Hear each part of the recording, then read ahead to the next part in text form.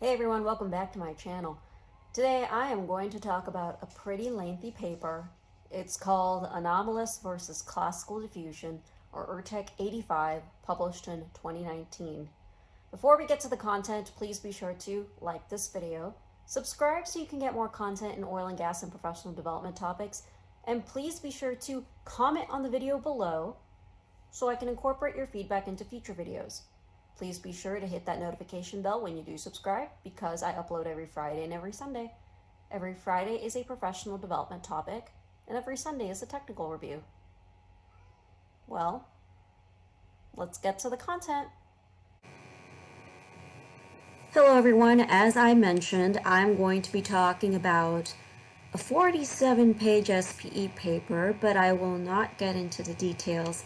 I strongly suggest you read the paper for the derivations and the specifics on how there are modifications to the classical diffusion. So what I'll talk about is the anomalous diffusion or classical diffusion in an anomalous reservoir, evaluation of the impact of multiphase flow on reservoir signatures in unconventional reservoirs. You might be thinking, Yoshi, you might have a kick on some rate transient analysis these past couple of weeks. Well, I will say that this is one of the last papers I wanted to mention because I did mention numerical RTA in the past couple of weeks, and now I want to talk about another approach to address multiphase flow effects in RTA. This is written by Chris Clarkson from the University of Calgary, Biwan, Zhang, Tabazinejad, Bemanish, Hamdi, Anderson, Thompson, Lohid, from the University of Calgary and NCS Multistage. The objectives of this paper is to improve flow regime identification when reservoir complexities are exhibited, is to provide a more confident diagnosis on anomalous diffusion behavior, and it's to systematically investigate other potential causes or deviations from transient linear flow. The background of this work: dominant transient flow regime for multi-fractured horizontal wells producing from low-perm shale has historically been interpreted to be transient linear flow in the framework of classical diffusion. There have been observed deviations from classical behavior in Permian Basin Wolfcamp shale oil wells due to anomalous diffusion. Conventional log-log diagnostics used to identify flow regimes don't account for reservoir complexities, such as multiphase flow and reservoir heterogeneity. Failure to correct these effects when they are occurring may result in a misdiagnosis in flow regimes. Now, I'll define classical and anomalous diffusion. In classical diffusion, it's conventional RTA analysis, semi-analytical or analytical solutions to the classical diffusivity equation. And as I mentioned before, it does not take into account multiphase, stress-sensitive properties, or reservoir heterogeneity. However, the paper does describe numerous previous attempts that have been made to extend the classical diffusion framework to take into account of these effects. In anomalous diffusion, I'll talk about the difference in terms of the mean square displacement. In classical diffusion, normal or Gaussian diffusion, generally associated with homogeneous porous media, where the mean square displacement of a particle is a linear function of time. Anomalous diffusion, however, is characterized by having a power law relationship between the mean square displacement and time, where anomalous diffusion exponent. If alpha prime is less than 1, subdiffusion is occurring, which is slower than Gaussian diffusion. If alpha prime is greater than 1, there's superdiffusion occurring, faster than Gaussian diffusion. If alpha prime is equal to 1, that corresponds to classical diffusion. Subdiffusion in particular has been used to rationalize decline characteristics in shale plays. Raghavan and Chen noted that subdiffusion flow can be associated with obstacles and impediments such as microstructures, cracks, crevices, and unconnected ends that restrict the movement of fluids. Now I'll talk about the methodology of this work. A workflow is developed in which conventional diagnostics used by Chu, which assume a single-phase flow and don't account for reservoir complexities, are first applied to provide a first-pass flow regime identification. If non-classical diffusion flow regimes are observed, or the deviations from the one-half slope behavior where transient linear flow is expected, The modified diagnostics that account for various reservoir complexities are applied to the data to determine the influence that they have on flow regime interpretation. The new workflow is applied for a simulated and field case, the latter including Wolfcamp shale, for which non-classical diffusion flow regimes have been interpreted using the conventional diagnostics. Reservoir complexities accounted for this work include multiphase flow and pressure-dependent perm, the former being identifiable from field data, where the latter is inferred from lab testing.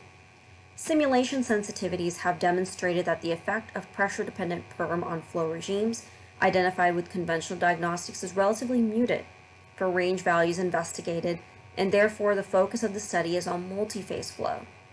The effect on heterogeneity is deliberately left out of the diagnostics to isolate how strong of an effect that multiphase flow has on flow regime signatures. The hypothesis that tested in this work is that multiphase flow is at least partially responsible for non-classical diffusion behavior interpreted for some Permian Basin wells. Now I'll talk about what has been the process of the modification of diagnostics for complex reservoir behavior. Derivations for this modification are detailed more in the paper and a respective appendix. But I will talk about that the conventional approach for modifying log-log diagnostics and analytical solutions for pressure-dependent properties is to replace pressure in time with pseudo-pressure and pseudo-time. So you're using pseudo-variables.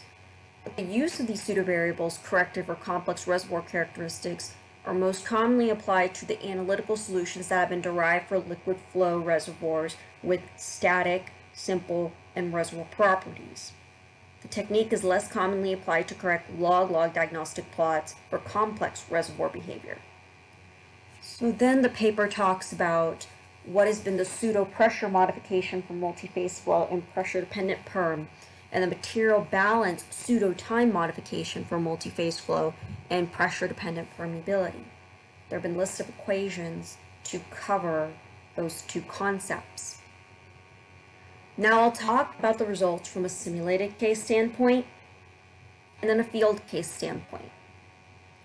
Here are the properties for a simulated case standpoint that is used to reflect reservoir properties in the Wolfcamp shale of the Permian Basin.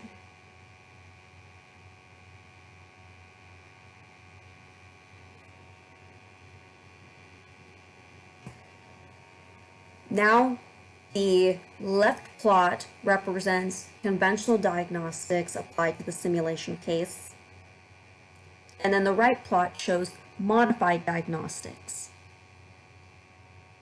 After a short period of bilinear flow, transient period flow develops, identified with a slope of 1/2 on the integrated rate normalized pressure plot, and then your CPG plot, your chow pressure group plot. This is the expected flow regime sequence of the simulated case. It corrected for the effects of multiphase flow and pressure-dependent perm. Notice that there are differences in the CPG plot and the identification of your 1/2 slope between your conventional diagnostics and your modified diagnostics. The simulated data were reanalyzed using modified diagnostics, including pseudo-variables for modified multiphase flow and pressure-dependent perm, described in the theory and methods section of the paper. The output, or the saturations and pressures from the simulation case, are required for the modified pseudo-pressure variable calculations. These outputs are used to derive the relationship between the oil phase saturation and pressure. Important values to note are the bubble point pressure, initial oil saturation, and critical gas saturation, with the corresponding pressure. The pressure saturation relationship is then implemented to calculate modified pseudo-variables. And now here are the reservoir properties of the field case.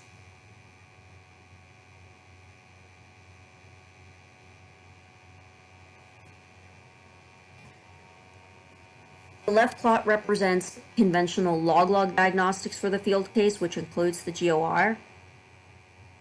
The positive half slope is drawn in reference to show deviation away from linear flow on the integrated rate normalized pressure plot at late time, or the derivation of the integral of the rate normalized pressure plot. Then you have the modified log-log diagnostics for the field case. It does take into account multiphase and pressure-dependent perm.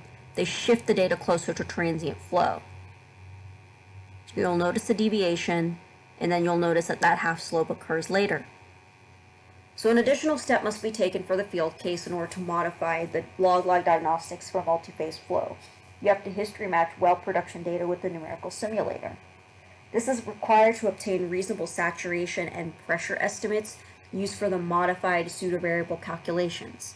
History match was achieved by using a model with base geometry, the element of symmetry corresponding to the one hydraulic fracture, and scaling up to the results of number of fractures. Note that the reservoir heterogeneity was deliberately ignored in the history matching to determine if a homogeneous model with reasonable estimates of fracture, reservoir, and fluid properties could match the data, and 2, isolate the effects of multiphase flow and pressure-dependent perm on the diagnostics. There's some discussion for future cases, but I do want to mention that this is going to be covered in a future paper according to what this paper has mentioned. That pressure-dependent perm for single-phase flow has a relatively small effect on conventional diagnostics. Even for cases where flowing pressure is changing strongly, the impact only starts to become significant when the perm moduli of the order is of 10 to the -3. Water production, while leading to a reduction in oil rel perm and delaying the start of boundary-dominated flow, has a relatively small effect on conventional diagnostics during the transient linear flow period, even for cases with high producing water-oil ratio.